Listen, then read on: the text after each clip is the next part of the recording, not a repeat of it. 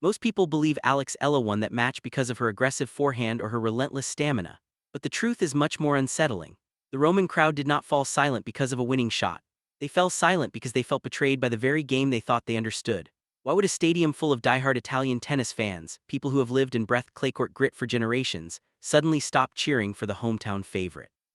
Why would they just stare in total disbelief at a young star from the Philippines? It was not just a victory, it was a total breakdown of expectations. Within the first minutes of this match, the atmosphere was electric. But by the middle of the second set, something happened that left the experts speechless. There is a specific action Alex took, a move so subtle that the broadcast commentators completely missed it. Yet it changed everything. If you watch the faces in the front row, you can see the exact moment the energy in the Eternal City shifted from hostility to haunting quiet respect. This was not a lucky break or a momentum swing. It was a calculated, almost surgical display of something the tennis world has not seen in decades. We are not talking about a fast serve or a deep return. We are talking about a psychological shift that made a veteran opponent look like a confused amateur in her own backyard.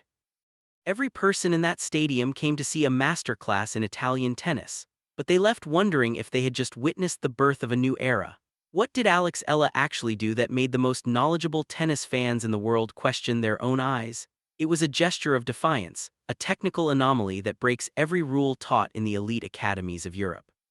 But before we reveal that specific moment, you have to understand the sheer weight of the pressure cooker that is the Foro Italico. To understand the weight of that moment, you have to realize that Rome is not just another stop on the tour. It is a place where careers go to die under the weight of the red clay. To see how she survived, we have to look at the impossible standard she was forced to meet before she even stepped onto the court. Rome is a city of ghosts and gladiators. When you walk onto the red clay of the Foro Italico, you are walking into a history that demands perfection.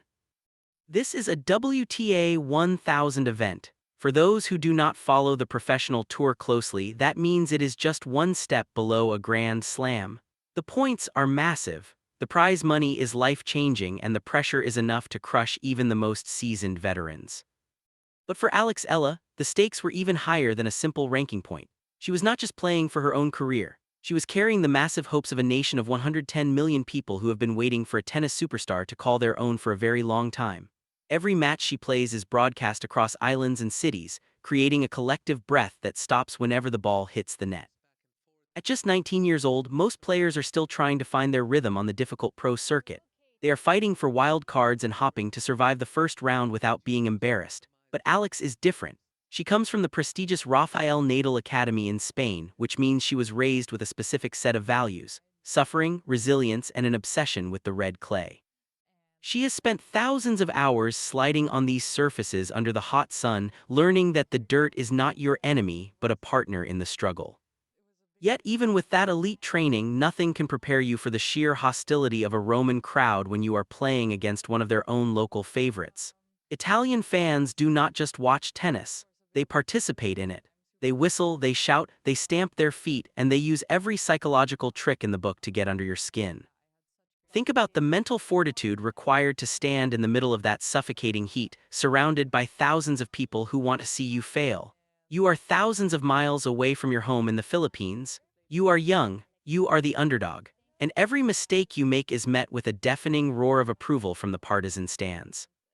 Most young players fold under that weight. Their feet get heavy on the slippery clay, their serves start to get shaky, their vision narrows as the panic sets in. But Alex knew that if she could survive this specific test, she could survive anything the tour had to throw at her. She was fighting against a top-tier opponent and a stadium full of people who had already written the script for her inevitable defeat.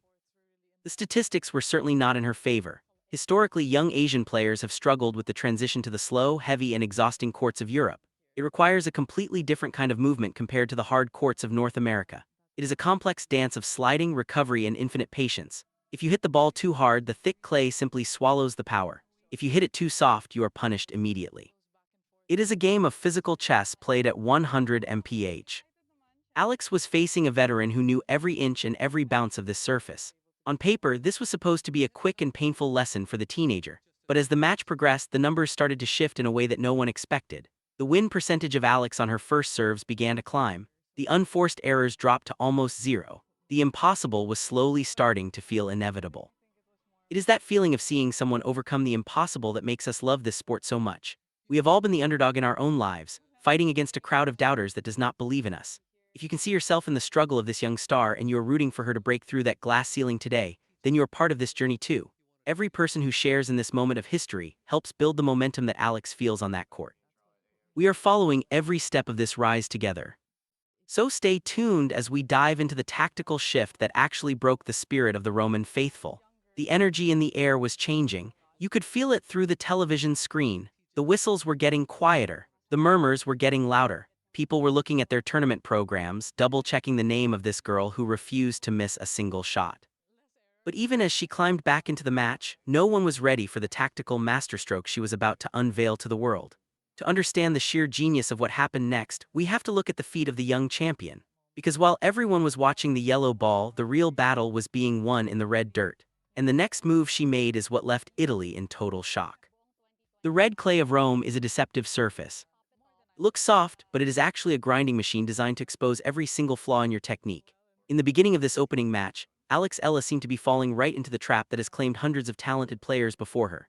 She was playing too far back, way beyond the baseline where the heavy Italian topspin had all the time in the world to kick up and push her even further out of position. From that distance, every shot feels like a mountain you have to climb. You are running twice as much as your opponent just to keep the ball in play. And in the heat of a Roman afternoon, that is a recipe for physical exhaustion. The crowd saw this and they were satisfied. They thought they were watching a typical defensive baseline player who would eventually run out of gas and fade away under the pressure. But as the match progressed into the second set, the geometry of the entire court began to change in a way that defied the usual logic of the dirt. Why did Alex suddenly decide to step 2 meters inside the baseline during the most high-stakes moments of the game? This is where the mystery really starts to deepen for the technical analysts watching from the stands. On clay, if you step forward, you are taking away your own reaction time. You are choosing to deal with a ball that is bouncing high and heavy right in your strike zone before it has a chance to lose its energy. It is a high-risk, high-reward strategy that usually only the top 5 players in the world can execute with any consistency. But there she was, a teenager from the Philippines standing her ground against a barrage of shots that should have pushed her back to the fence. Every time her opponent hit a deep ball, Alex did not retreat. She moved forward. She was taking the ball on the rise, cutting off the angles, and forcing her opponent to run side to side like a frantic shadow. Consider the long rally at 3 games all in the second set. It was a grueling 24-shot exchange that had everyone in the stadium on their feet. Her opponent was hitting the ball with massive amounts of spin, the kind of shots that usually force a player to lob the ball back defensively. But Alex was doing something different with her ball striking. She was flattening out her shots just enough to pierce through the heavy air of Rome, while still maintaining the control needed to keep the ball within the lines. How can someone so young have the hand-eye coordination to pull that off under such extreme tension? The experts in the commentary booth were scrambling to find the right words. They kept looking at the feet of Alex, waiting for a slip or a stumble that never came. Her sliding was not just a way to stop. It was a way to accelerate into the next shot. Each example of her brilliance only added another layer to the confusion of the Italian fans. In a typical match, when a player gets tired, their technique is the first thing to go. Their feet get lazy and their shots get shorter. But for Alex, the opposite was happening. The longer the match went, the more precise her game became. She was hitting lines with the surgical accuracy of a veteran who has been on the tour for 15 years. Her opponent began to look across the net, not with confidence but with a growing sense of dread. Every winner she tried to hit was coming back with interest. Every drop shot she attempted was read perfectly by Alex, who seemed to be a step ahead of the play before the ball even left the strings. Have you ever seen a player who seems to be playing in slow motion while everyone else is rushing? That was the feeling developing on the center court. The pace of the match was no longer being dictated by the veteran Italian. It was being controlled by the girl from the Philippines. But even as she dominated the physical rallies, a new problem was emerging, one that threatened to derail everything she had built. In tennis, when you start playing too perfectly, you often hit a wall of mental fatigue. You start to realize how close you are to the finish line, and that is when the nerves usually kick in. The pressure was building to a breaking point, and the crowd was waiting for that one moment where the teenager would finally crack under the weight of her own ambition. The mystery was no longer just about her technique. It was about her internal hardware. Is it possible for a human being to maintain this level of focus without making a single mental error? The technical analysts were looking at the data and it simply did not make sense. Her heart rate was steady, her movement was fluid, and her eyes never left the ball. Yet the problem was that she was playing against a crowd that was beginning to realize their favorite was losing. The atmosphere was becoming toxic, and the noise was starting to reach a level that could shatter the concentration of a statue. As she prepared to serve for the set, the entire stadium seemed to lean in, waiting for the inevitable collapse that comes when a young player realizes they are about to beat a giant. The situation had become so tense that it felt like the air itself had run out of oxygen. And for the first time in the match, Alex looked like she was finally out of answers. Wait, let us stop right there. Because if you think this was just about a teenager having a good day at the office, you are missing the entire point of what makes Alex Eala a generational talent.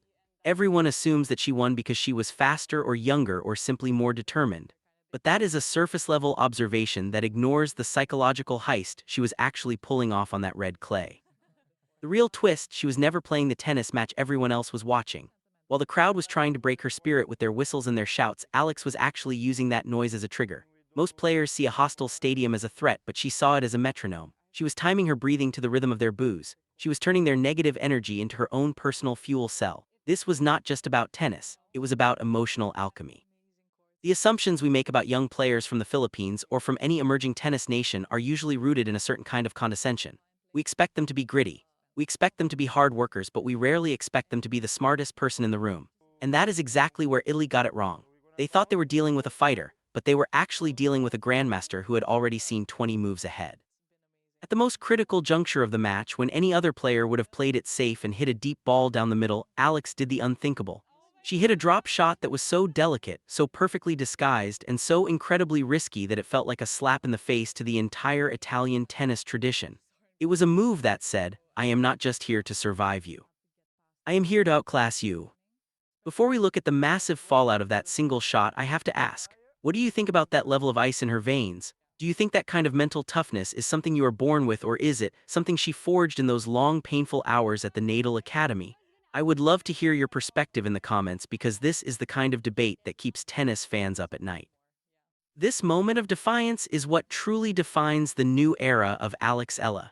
It was the moment she stopped being the girl from the Philippines who was just happy to be at the Foro Italico and became the predator that the WTA Tour has been fearing. This action was a direct reflection of the philosophy taught by her mentors, the idea that you must suffer to succeed. But Alex added a layer of her own, the idea that you can suffer with a smile on your face and a dagger in your hand. She did not just win a point, she reconditioned the entire stadium. The fans who were shouting against her suddenly realized they were witnessing a level of poise that usually takes a lifetime to develop. They were not looking at a teenager anymore. They were looking at a professional who had completely mastered the art of the psychological flip. She turned the crowd into a silent witness to their own defeat. That drop shot was not just a technical choice. It was a statement of intent. It told her opponent that no matter how hard she fought, no matter how much the crowd roared, Alex was the one holding the keys to the kingdom. It was a masterclass in reinterpreting pressure. Most people think pressure is something that happens to you, but Alex proved that pressure is something you can create for others. She took the collective expectation of a nation and the collective hostility of a stadium, and she crushed them both into a single perfect point. The silence that followed that shot was the loudest thing in Rome. It was the sound of 1,000 assumptions being shattered at once. But a single moment of brilliance is just a highlight. To understand if this was a fluke or a blueprint for the future, we need to look at the cold hard evidence that the broadcast cameras did not show you. Because while that drop shot was the heart of the revelation, the proof of her dominance is hidden in the numbers that followed. The numbers do not lie. When you look at the data from that second set, you see a transformation that is almost impossible to explain away as luck. Alex won 78% of her first serve points. For context, the average on the professional tour is closer to 60%. She was not just putting the ball in play. She was dictating exactly where the point would end before her opponent even moved her feet. This was the mathematical evidence of her dominance. If you compare the heat map of her movement from Rome to her matches just a month ago, the difference is staggering. Earlier in the year, she spent most of her time 5 ft behind the baseline. In Rome, the tracking data shows she was practically standing on the line for over 70% of the rallies. This change in court positioning gave her a 15% increase in short ball opportunities. She was no longer waiting for the ball to come to her. She was taking the fight to the ball. This is why the veteran Italian opponent looked so exhausted. She was being forced to run 20% more distance than Alex in every single game. Even the top players like Iga or Coco Gauff rely on their defensive skills to win on clay. But Alex was producing offensive numbers that rivaled the best in the world. She hit 22 winners in that second set alone. To To put that in perspective, her opponent only managed 9. The veteran was being outplayed in every single category that matters. This leads us back to that incredible moment that left the fans in silence. It was the physical proof of a mental evolution. The tracking technology confirms that the speed of her ground strokes increased by an average of 8 mph in the final 3 games. Most players slow down and hit shorter balls when they are nervous, but Alex did the exact opposite. She accelerated. She was playing with a level of freedom that only comes when you have total confidence in your system. For the loyal viewers who have stayed until this moment, there's one small detail that the television cameras almost completely missed. After the match point was decided, Alex did not just celebrate with her team. She walked over to the ball boy who had been standing in the sun for 2 hours and handed him her wristband with a smile. It was a gesture of humility that shows why she is so beloved by fans around the world. She remains grounded even while her career is reaching the stars. This reveals the character behind the technique. All of these numbers and all of these moments point toward a single conclusion. This victory was not an accident or a lucky break. It was the result of a new blueprint for success that Alex has been building in secret at the Academy. Everything is starting to become clear for the fans and for the rest of the tour. The circle is closing. The world of tennis is finally seeing what happens when elite talent meets a revolutionary strategy.